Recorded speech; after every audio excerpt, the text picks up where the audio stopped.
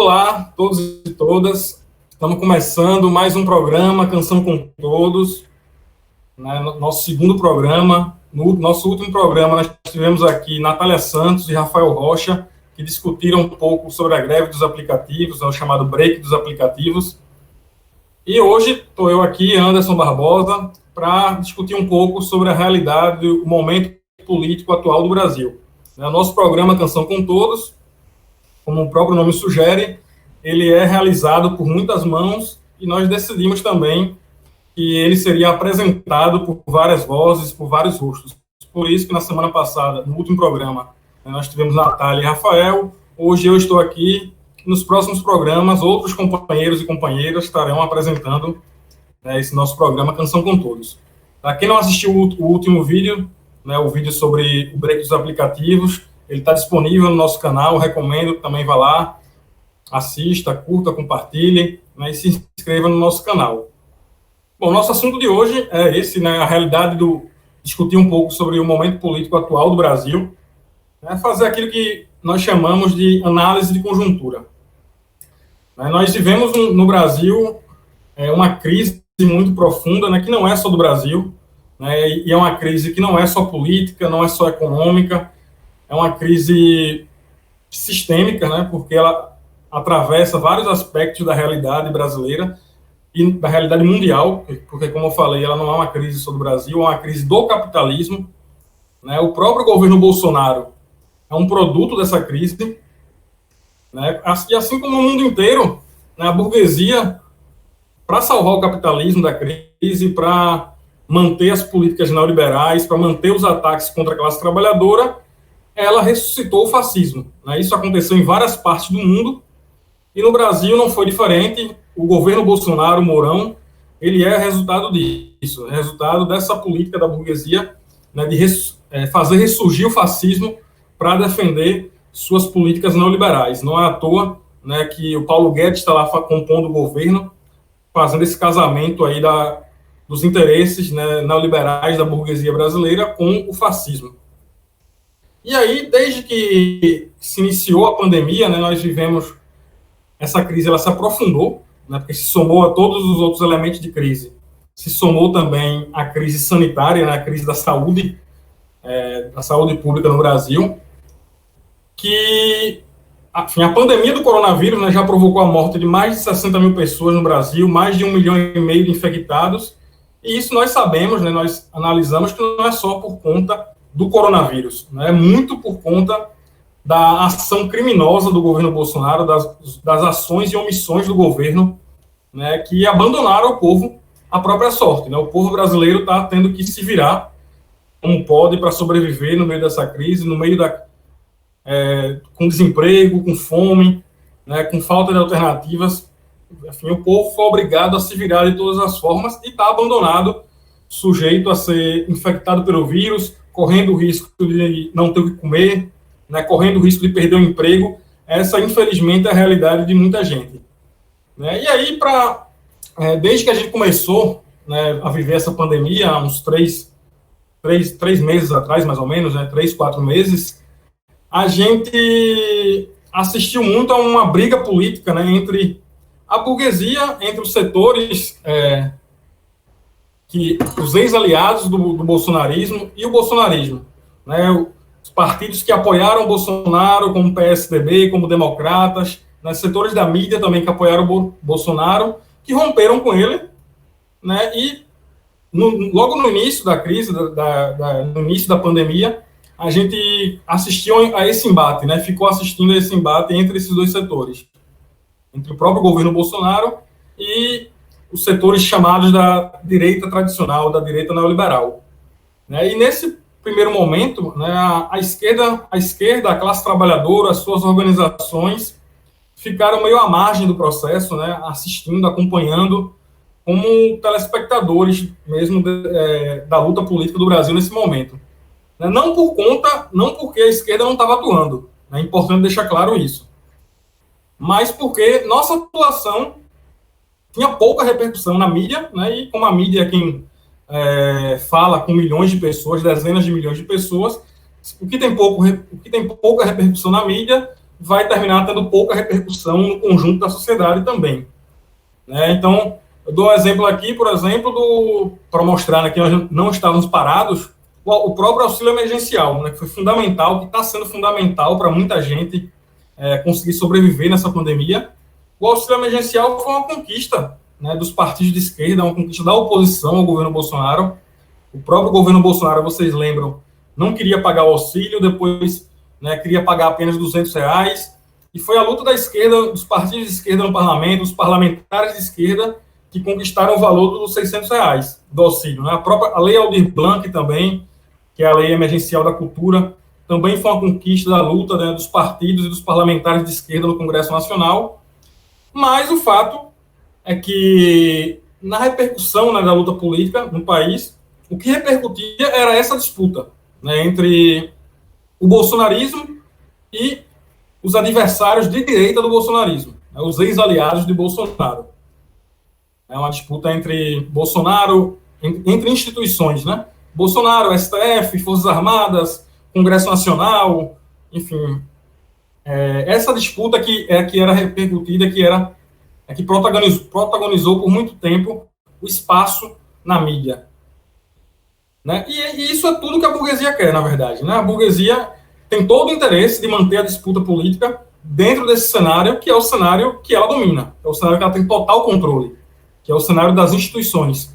Né? Todas essas instituições, enfim, o Executivo, o Congresso Nacional, o STF, as Forças Armadas, a própria mídia, são instituições que, em grau maior ou menor, são ligadas e são controladas pela burguesia. Né? Por um ou por outro setor da burguesia, mas todas elas são controladas pela burguesia. Então, manter a disputa política, né, dentro desse terreno é de total interesse da burguesia. Por isso, foi muito confortável para ela, né, esse primeiro momento da pandemia. Por isso, ela teve tão pouca pressa em resolver a crise, inclusive. E por isso também incomodava muito a gente, né? Incomodou muito esse primeiro momento para a classe trabalhadora, a esquerda organizada, porque era um momento que a gente se sentiu bastante impotente. Né? Era um momento também que as ruas estavam sendo ocupadas pela extrema-direita, né? Os apoiadores de Bolsonaro, praticamente todos os domingos, eram eles que estavam nas ruas, né? Defendendo a ditadura militar, defendendo o fim do isolamento social, enfim, defendendo tudo aquilo que a gente sabe, que a gente viu, todas as bizarrices e horrores que nós vimos eles defenderem durante todo esse tempo. Só que aí acontece pelo menos 3 elementos muito recentes que mudaram, né, no nosso ver, mudaram bastante a conjuntura do Brasil recentemente, né? O primeiro desses elementos, desses fatos que aconteceram foi o assassinato de George Floyd nos Estados Unidos. É um caso que todo mundo acompanhou. George Floyd foi assassinado pela polícia norte-americana, e isso desencadeou, né, isso teve uma repercussão imensa nos Estados Unidos, mas também fora dele. Isso desencadeou uma série de manifestações que a gente acompanhou, em todos os Estados Unidos, mas também na Europa, em vários países do mundo, e também no Brasil não foi diferente, não deixou de ser influenciado por esse fato. Paralelo a isso, a esse momento do início das manifestações nos Estados Unidos, a gente teve uma repercussão maior, né, dos protestos também contra a violência policial aqui no Brasil. A gente teve o caso do menino Miguel, que morreu em Recife, que também teve uma repercussão grande, teve os protestos, as manifestações, né, por justiça para Miguel também alcançaram uma grande repercussão, foi tudo nesse momento, né? Vários casos de jovens negros no Brasil assassinados pela polícia, né, no Rio, em São Paulo, mas também em outros lugares, em Salvador, enfim, vários lugares do Brasil, ganharam grande repercussão nesse momento, né? As manifestações contra isso também acabaram acontecendo com mais força, né? E eu digo bem que ganharam mais repercussão porque esses protestos nunca deixaram de existir, né? Nem antes, nem durante a pandemia, as pessoas no Brasil não deixaram de protestar contra a violência policial. Né? O que acontece é que após o fato lá do George Floyd, né, após as mobilizações nos Estados Unidos, essas manifestações aqui no Brasil ganharam mais força. né, ganharam mais repercussão, atraíram a participação de mais gente, enfim, de uma maneira geral, ganharam mais força. Né? Paralelo a isso também, né, nesse momento, vai surgir que é o segundo elemento que eu queria tratar, né, que provocou uma alteração significativa na conjuntura nas últimas semanas, que é o início das manifestações antifascistas. Né? A gente acompanhou por muito tempo, né, só a extrema-direita, só os bolsonaristas indo para a rua, né, todo domingo, defendendo as pautas deles. Né? Nesse momento aí também vão acontecer, primeiro impulsionado pelas torcidas antifascistas, né, vão acontecer os primeiros atos, as primeiras mobilizações no país inteiro, né, das torcidas, e depois outros movimentos sociais vão se somar, partidos de esquerda também, enfim, outros militantes vão se somar a essas manifestações. E aí a conjuntura na rua começa a mudar. Né? Inclusive, isso fez o próprio bolsonarismo a recuar. Né? Se as manifestações deles, que não eram tão grandes, né, mas que aconteciam todo domingo, né, como eu falei, não eram grandes, não eram tão volumosas, mas eram sempre constantes. Né? Essas próprias manifestações da extrema-direita começaram a ser mais reduzidas, né? Não aconteciam mais todo domingo, passaram a não acontecer mais todo domingo, passaram a ter menos gente ainda, enfim.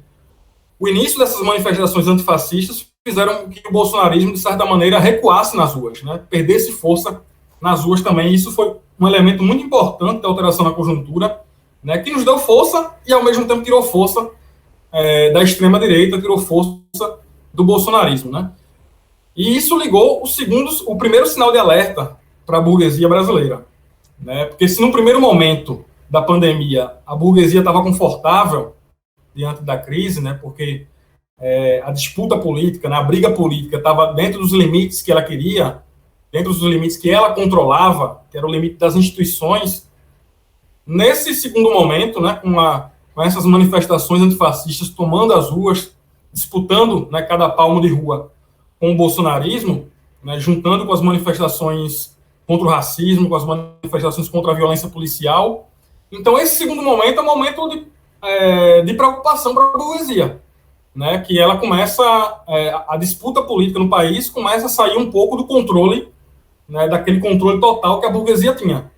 Começa a ir para um terreno onde ela já não tem mais tanta segurança de atuar, né, ela não tem tanta margem de manobra para atuar, como é no Congresso, como é nos tribunais, enfim, como era no terreno das instituições burguesas. Né? E aí, no meio de tudo isso, né, após tudo isso, a gente vê surgir um terceiro elemento que é recentíssimo, né, que foi o elemento que surgiu na última semana, que foi a greve dos aplicativos, né, o break dos apps, que já foi analisado, como a gente falou já, foi analisado no nosso primeiro programa. Né, quem não assistiu ainda esse programa, procura lá no canal para assistir. Foi analisado com muita profundidade por Natália e Rafael. Mas o break dos aplicativos, né, a greve dos aplicativos, dos entregadores de aplicativos, trouxe uma mudança importantíssima para a conjuntura brasileira atual, importantíssima para o momento político que nós vivemos hoje. Né? Porque com o fato anterior que eu estava analisando, né, a gente teve as manifestações antifascistas, a gente teve novamente a esquerda indo para a rua, né, setores de esquerda ocupando as ruas, enfim, movimentos sociais nas ruas, militantes de esquerda nessas manifestações, mas é fato também que essas manifestações foram manifestações de vanguarda. Né, e, enfim, essa palavra vanguarda ela causa muita confusão, porque normalmente ela é muito mal interpretada, então eu acho que é importante explicar um pouco o que eu quero dizer com ela. Eu chamo de manifestações de vanguarda porque foram manifestações de militantes, de setores que já estavam, de alguma forma, organizados antes. Tá? Eram manifestações de torcedores antifascistas que já estavam organizados nas torcidas antifascistas. Né? Ou de militantes de movimentos sociais que, enfim, que já eram organizados nesses movimentos sociais ou nos partidos de esquerda. E essas manifestações levaram, lógico que gente que não era organizada também foi para a rua nesse momento, mas no grosso, né, dessas manifestações era de pessoas que já tinham alguma tradição, né, alguma alguma organização, né, já estavam organizadas em algum partido, torcida ou movimento social. A greve dos aplicativos, ela traz um elemento novo, que é a volta das manifestações de massas, né? É o primeiro momento que a gente tem uma manifestação de massas desde o início da pandemia. Porque, como o próprio Galo falou em várias entrevistas dele, né, e aí eu recomendo para quem não assistiu nenhuma delas, procure ver, no YouTube tem várias lives que ele participou, né? O Galo foi uma das lideranças, né? Talvez a principal liderança do break dos aplicativos, né? E ele fala muito nessas entrevistas de que em vários momentos, né, antes do 1º de julho, ele procurou vários dos colegas dele para falar sobre como resolver a questão da situação deles, os problemas que eles enfrentavam com os aplicativos, e normalmente a resposta que ele obtinha era de que, Galo, vá para Cuba, né, Galo, nosso problema não é esse, nós vamos resolver nosso problema trabalhando, enfim. Respostas que, normalmente, a resposta que ele obtinha era negativa, né, dessas pessoas.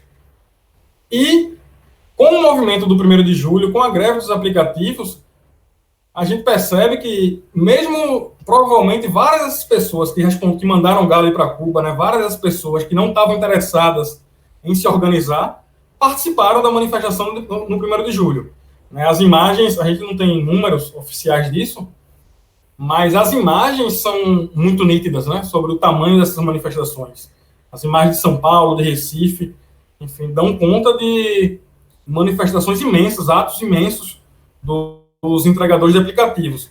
Então, com certeza, aquilo ali não se resumia a apenas as lideranças que já estavam organizadas ou que já estavam tentando se organizar.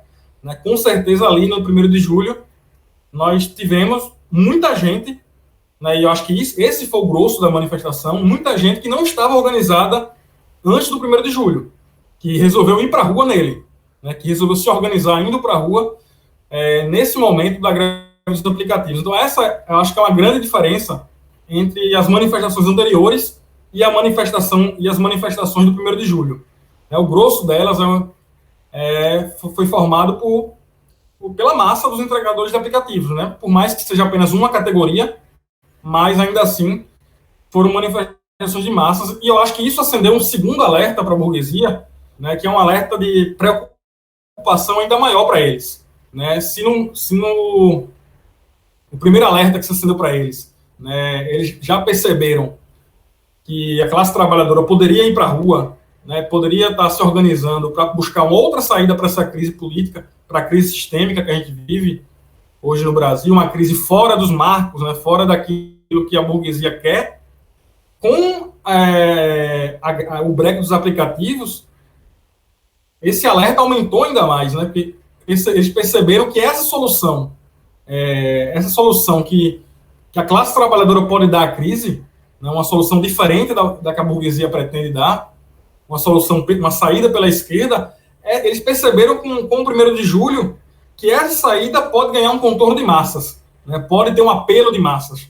Então, se foram, no 1º de julho, né, foram os entregadores de aplicativos foram para a rua, pode ser, né, que nas próximas semanas a gente tem outras categorias de trabalhadores indo para as ruas também. Né? Pode ser que isso influencie, inclusive, outras categorias. E isso acende um alerta de preocupação muito grande para a burguesia. Né?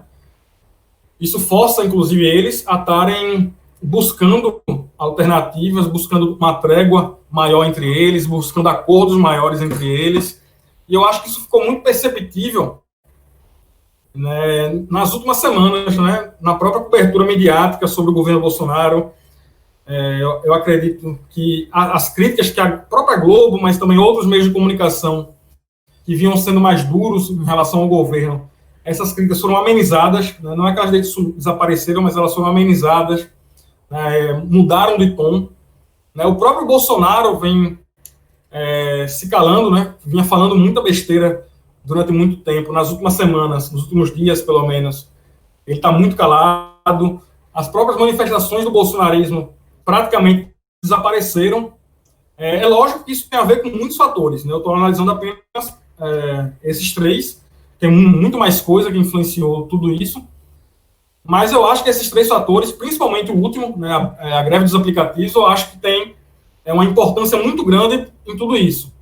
Né, uma importância muito grande para que a burguesia busque uma trégua entre ela, entre os setores dela que estavam brigando, né, que eles buscam um acordo entre eles para ter uma saída para a crise, né, uma saída rápida para a crise, antes que a classe trabalhadora encontre a saída dela. Ou seja, eles, que pode ser tanto um acordo com o Bolsonaro, né, um acordo que preserve Bolsonaro, mas que tenha um governo Bolsonaro mais, como é que eu vou dizer, um governo Bolsonaro mais domesticado, né, que garanta aquilo que é fundamental para a burguesia, que é a aplicação da agenda neoliberal, mas que não entre tanto em confronto com o STF, com o Congresso Nacional, enfim, que evite, né, esses atritos que ele vinha fazendo, como pode ser também uma saída via Mourão, né, um governo, uma transição para um governo Mourão que garanta, da mesma forma, a aplicação da agenda neoliberal com uma cara nova, né, com uma cara nova que se apresente como solução, como saída para a crise.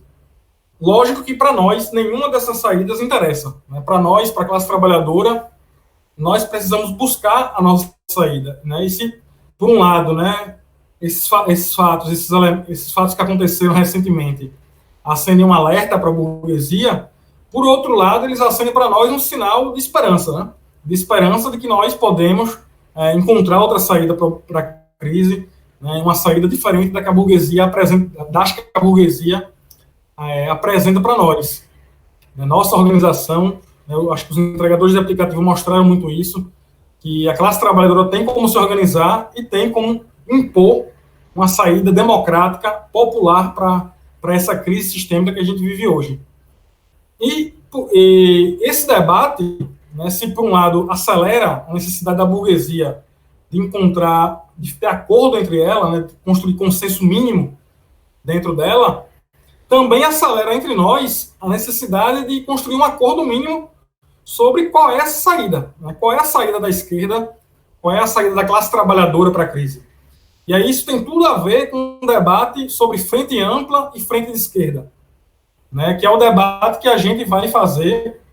Eu vou terminando por aqui, porque esse debate, frente ampla, frente de esquerda, é um debate que a gente vai fazer no próximo programa, né? Aprofundar esse debate, porque ele merece um programa à parte, um programa que consiga fazer essa discussão de forma mais aprofundada, porque é o debate por onde passa o futuro da esquerda brasileira, o futuro da classe trabalhadora, né? De que maneira nós vamos nos organizar para resistir, para enfrentar e para derrotar o fascismo e o neoliberalismo, né? Qual é a nossa saída? É a frente ampla ou a frente de esquerda? Enfim, esse debate é um debate que a gente merece toda a atenção nossa, que ganhou muita urgência depois dos fatos das últimas semanas, né, depois desses últimos fatos, e que nós vamos debater, né, com outros companheiros que estarão aqui para debater para fazer essa discussão no próximo programa, que vai ao ar na próxima segunda-feira, dia 13 de julho.